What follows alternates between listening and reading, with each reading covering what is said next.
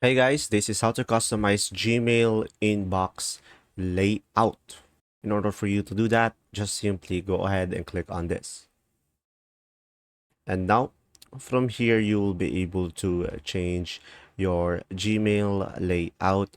You can go for density, which you will have three options. You can either choose default, comfortable, or compact. So it will be depending on you. And down below, you can change the theme as well. So you will have multiple options here, guys, as you can see. And if you want to have more options, you can click on view all and you will have more. Or you can just choose a plain color like this one. So pretty much it will be depending on you, and click on save once you are done. And now just simply click on this to have more options that you can change your inbox layout.